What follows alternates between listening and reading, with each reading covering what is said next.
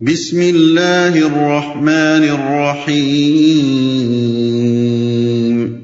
شروع اللہ کے نام سے جو رحمان و رحیم ہے۔ الحاقہ ما الحاقہ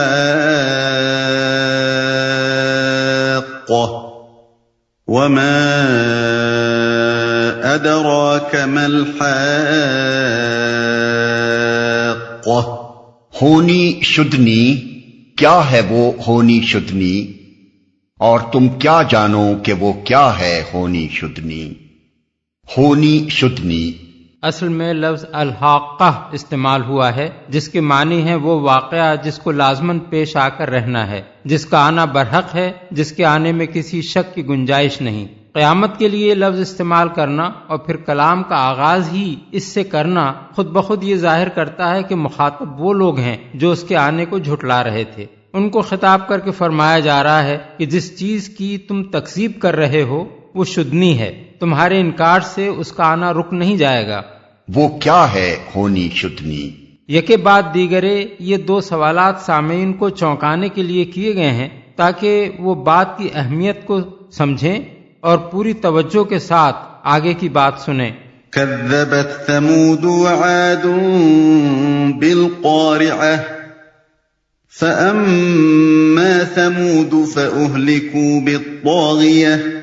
سمود اور عاد نے اس اچانک ٹوٹ پڑنے والی آفت کو جھٹلایا تو سمود ایک سخت حادثے سے ہلاک کیے گئے۔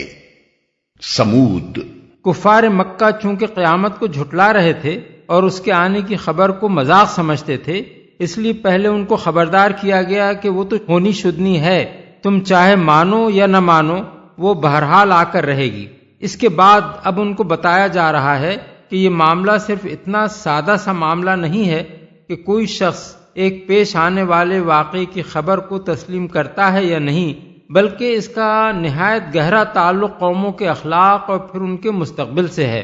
تم سے پہلے گزری ہوئی قوموں کی تاریخ شاہد ہے کہ جس قوم نے بھی آخرت کا انکار کر کے اسی دنیا کی زندگی کو اصل زندگی سمجھا اور اس بات کو جھٹلا دیا کہ انسان کو آخر کار خدا کی عدالت میں اپنا حساب دینا ہوگا، وہ سخت اخلاقی بگاڑ میں مبتلا ہوئی، یہاں تک کہ خدا کے عذاب نے آ کر دنیا کو اس کے وجود سے پاک کر دیا۔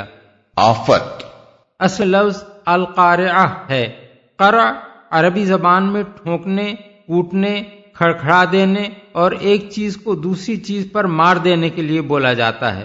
قیامت کے لیے یہ دوسرا لفظ اس کی ہولناکی کا تصور دلانے کے لیے استعمال کیا گیا ہے۔ سخت حادثہ سورہ اعراف آیت 78 میں اس کو الرجفہ یعنی زبردست زلزلہ کہا گیا ہے۔ سورہ ہود آیت 67 میں اس کے لیے الصیحہ یعنی زور کے دھماکے کا لفظ استعمال کیا گیا ہے۔ سورہ حامیم السجدہ آیت 17 میں فرمایا گیا ہے کہ ان کو صاعقۃ العذاب یعنی عذاب کے کڑکے نے آن لیا، اور یہاں اسی عذاب کو الطاغیہ یعنی حد سے زیادہ سخت حادثے سے تعبیر فرمایا گیا ہے۔ یہ ایک ہی واقعے کی مختلف کیفیات کا بیان ہے۔ وَأَمَّا عَادٌ فَأُهْلِكُوا بِرِيحٍ صَرْصَرٍ عَاتِيَةٍ سَخَّرَهَا عَلَيْهِمْ 7 لَيَالٍ و8 أَيَّامٍ حُسُومًا فَتَرَى الْقَوْمَ فِيهَا صَرْعَىٰ كَأَنَّهُمْ أَعْجَازُ نَخْلٍ خَاوِيَةٍ فَهَلْ تَرَىٰ لَهُم مِّن بَاقِيَةٍ۔ اور عاد ایک بڑی شدید طوفانی آندھی سے تباہ کر دیے گئے۔ اللہ تعالی نے اس کو مسلسل 7 رات اور 8 دن ان پر مسلط رکھا۔ تم وہاں ہوتے تو دیکھتے کہ وہ وہاں اس طرح پچڑے پڑے ہیں جیسے وہ کھجور کے بوسیدہ تنے ہوں۔ وَجَاءَ فِرْعَوْنُ وَمَن قَبْلَهُ وَالْمُؤْتَفِكَاتُ بِالْخَاطِئَةِ فَعَصَوْا رَسُولَ رَبِّهِمْ فَأَخَذَهُمْ أَخْذَةً رَّابِيَةً۔ اور اسی خطائے عظیم کا ارتکاب فرعون اور اس سے پہلے کے لوگوں نے اور تلپٹ ہو جانے والی بستیوں نے کیا، ان سب نے اپنے رب کے رسول کی بات نہ مانی تو اس نے ان کو بڑی سختی کے ساتھ پکڑا۔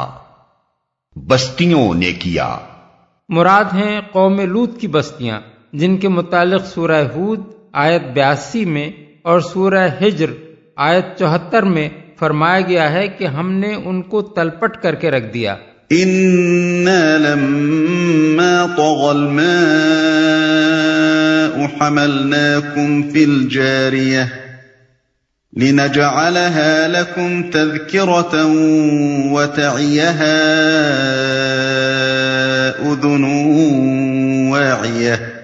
جب پانی کا طوفان حد سے گزر گیا تو ہم نے تم کو کشتی میں سوار کر دیا تھا تاکہ اس واقعے کو تمہارے لیے ایک سبق آموز یادگار بنا دیں اور یاد رکھنے والے کان اس کی یاد محفوظ رکھیں۔ حد سے گزر گیا اشارہ ہے طوفان نوح کی طرف، جس میں ایک پوری قوم اسی خطا عظیم کی بنا پر غرق کر دی گئی ہے، اور صرف وہ لوگ بچا لیے گئے جنہوں نے اللہ کے رسول کی بات مان لی تھی۔ سوار کر دیا تھا۔ اگرچہ کشتی میں سوار وہ لوگ کیے گئے تھے جو ہزاروں برس پہلے گزر چکے تھے، لیکن چونکہ بعد کی پوری نسل انسانی انہی لوگوں کی اولاد ہے جو اس وقت طوفان سے بچائے گئے تھے، اس لیے فرمایا کہ ہم نے تم کو کشتی میں سوار کرا دیا۔ مطلب یہ ہے کہ تم آج دنیا میں اسی لیے موجود ہو کہ اللہ تعالیٰ نے اس طوفان میں صرف منکرین کو غرق کیا تھا اور ایمان لانے والوں کو بچا لیا تھا۔ یاد محفوظ رکھیں، یعنی وہ کان نہیں جو سنی انسنی کر دیں اور جن کے پردے پر سے آواز اچٹ کر گزر جائے، بلکہ وہ کان جو سنیں اور بات کو دل تک اتار دیں۔ یہاں بظاہر کان کا لفظ استعمال کیا گیا ہے، مگر مراد ہیں سننے والے لوگ جو اس واقعے کو سن کر اسے یاد رکھیں، اس سے عبرت حاصل کریں اور اس بات کو کبھی نہ بھولیں کہ آخرت کے انکار اور خدا کے رسول کی تکذیب کا انجام کیسا ہولناک ہوتا ہے۔ فَإِذَا نُفِخَ فِي الصُّورِ نَفْخَةٌ وَاحِدَةٌ وَحُمِلَتِ الْأَرْضُ وَالْجِبَالُ فَدُكَّتَا دَكَّةً وَاحِدَةً فَيَوْمَئِذٍ وَقَعَتِ الْوَاقِعَةُ وَانشَقَّتِ السَّمَاءُ فَهِيَ يَوْمَئِذٍ واهية والملك على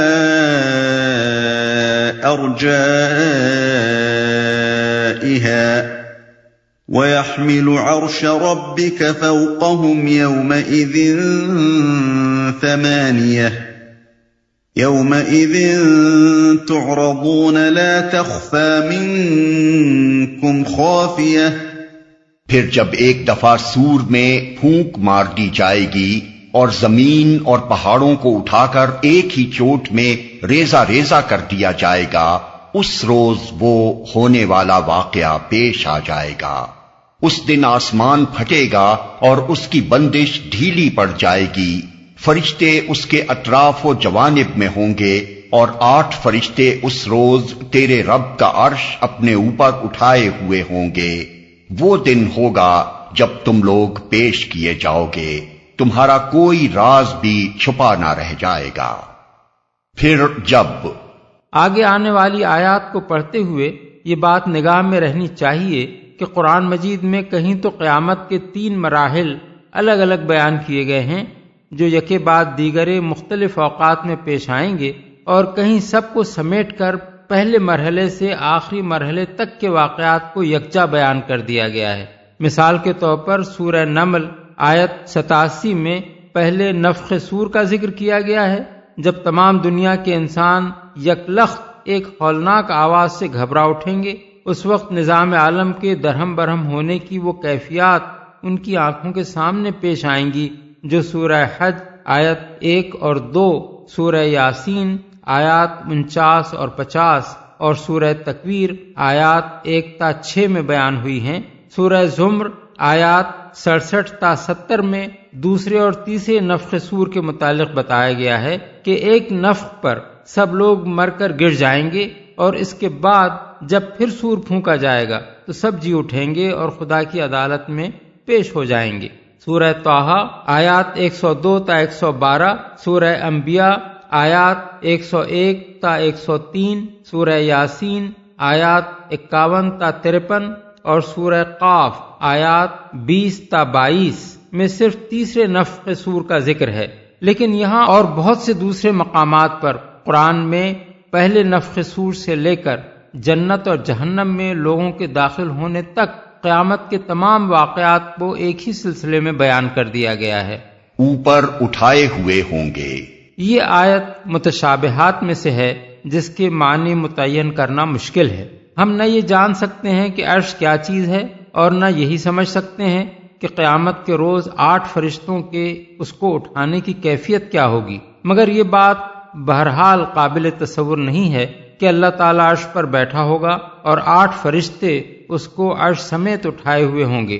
آیت میں بھی یہ نہیں کہا گیا ہے کہ اس وقت اللہ تعالیٰ عرش پر بیٹھا ہوا ہوگا، اور ذات باری کا جو تصور ہم کو قرآن مجید میں دیا گیا ہے وہ بھی یہ خیال کرنے میں مانع ہے کہ وہ جسم اور جہت اور مقام سے منزہ ہستی کسی جگہ متمکن ہو اور کوئی مخلوق اسے اٹھائے۔ اس لیے کھوج کرید کر کے اس کے معنی متعین کرنے کی کوشش کرنا اپنے آپ کو گمراہی کے خطرے میں مبتلا کرنا ہے۔ البتہ یہ بات سمجھ لینی چاہیے کہ قرآن مجید میں اللہ تعالیٰ کی حکومت و فرما روائی اور اس کے معاملات کا تصور دلانے کے لیے لوگوں کے سامنے وہی نقشہ پیش کیا گیا ہے جو دنیا میں بادشاہی کا نقشہ ہوتا ہے، اور اس کے لیے وہی اصطلاحیں استعمال کی گئی ہیں جو انسانی زبانوں میں سلطنت اور اس کے مظاہر و لوازم کے لیے مستعمل ہیں، کیونکہ انسانی ذہن اسی نقشے اور انہی اصطلاحات کی مدد سے کسی حد تک کائنات کی سلطانی کے معاملات کو سمجھ سکتا ہے۔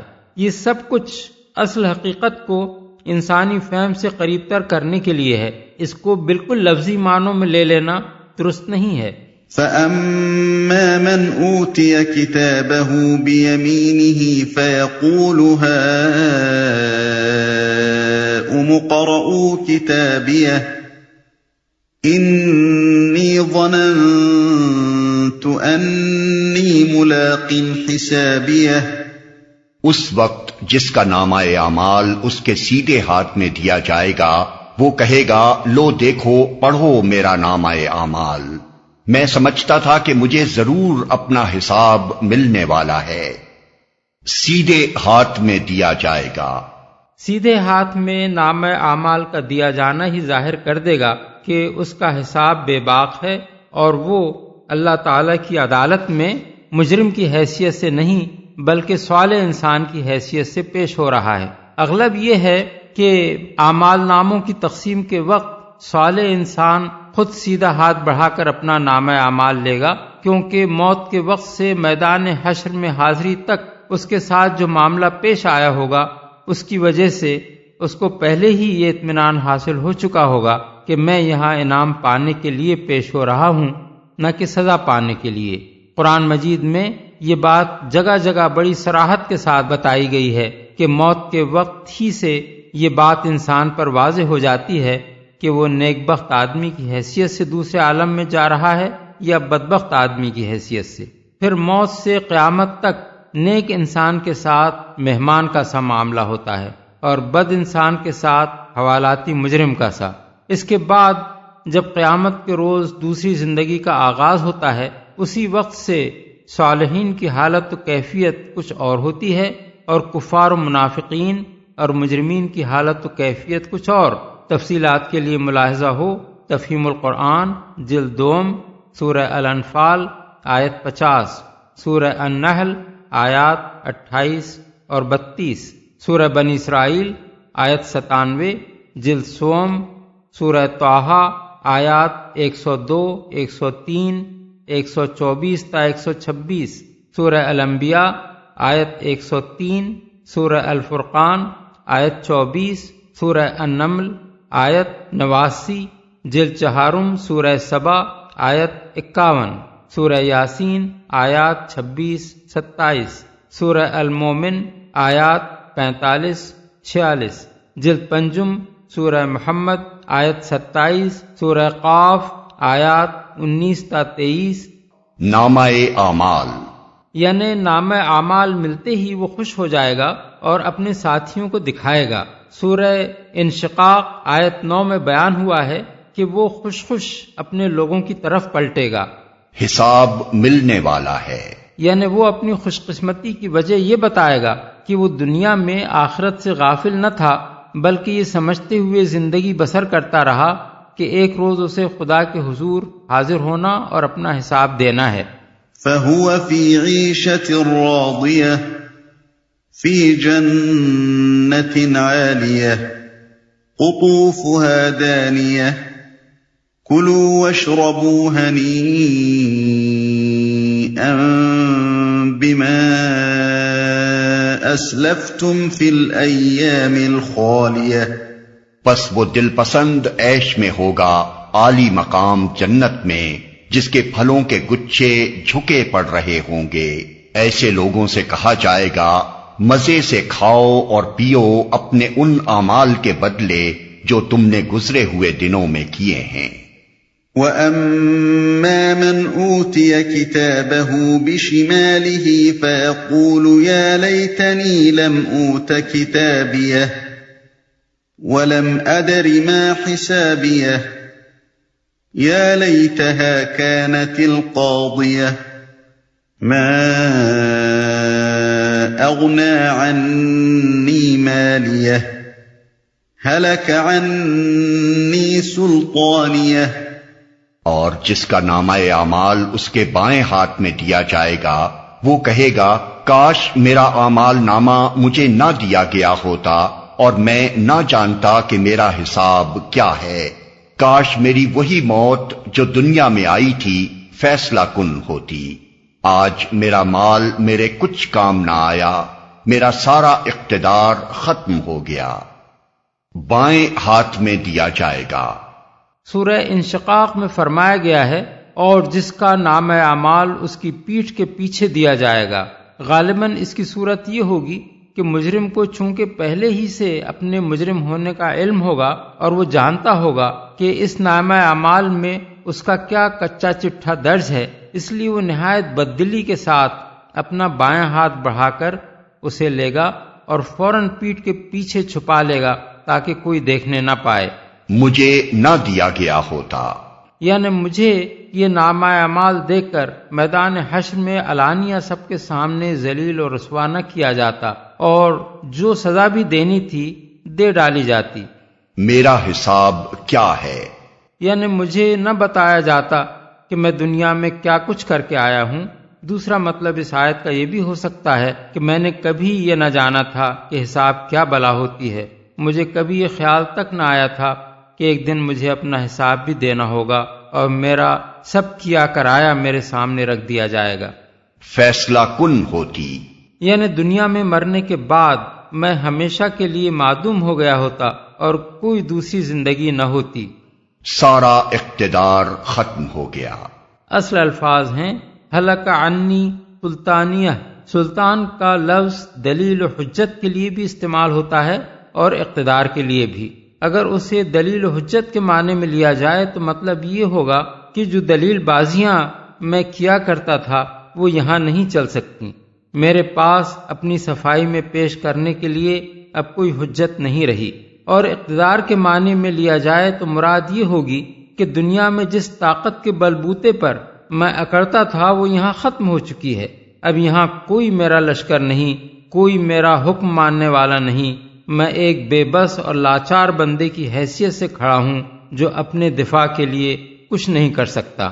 خذوه فغلوه ثم الجحیم صلوه ثم في سلسلة ذرعها 70 ذراعا فاسلكوه۔ حکم ہوگا پکڑو اسے اور اس کی گردن میں توق ڈال دو، پھر اسے جہنم میں جھونک دو، پھر اس کو 70 ہاتھ لمبی زنجیر میں جکڑ دو۔ انه كان لا يؤمن بالله العظيم۔ ولا يحض على طعام المسكين فليس له اليوم هاهنا حميم ولا طعام إلا من غسلين لا يأكله إلا الخاطئون۔ یہ نہ اللہ بزرگ و برتر پر ایمان لاتا تھا اور نہ مسکین کو کھانا کھلانے کی ترغیب دیتا تھا، لہذا آج نہ یہاں اس کا کوئی یار غمخوار ہے اور نہ زخموں کے دھون کے سوا اس کے لیے کوئی کھانا جسے خطاکاروں کے سوا کوئی نہیں کھاتا، نہ مسکین کو کھانا کھلانے کی ترغیب دیتا تھا۔ یعنی خود کسی غریب کو کھانا کھلانا تو درکنار، کسی سے یہ کہنا بھی پسند نہ کرتا تھا کہ خدا کے بھوکے بندوں کو روٹی دے دو۔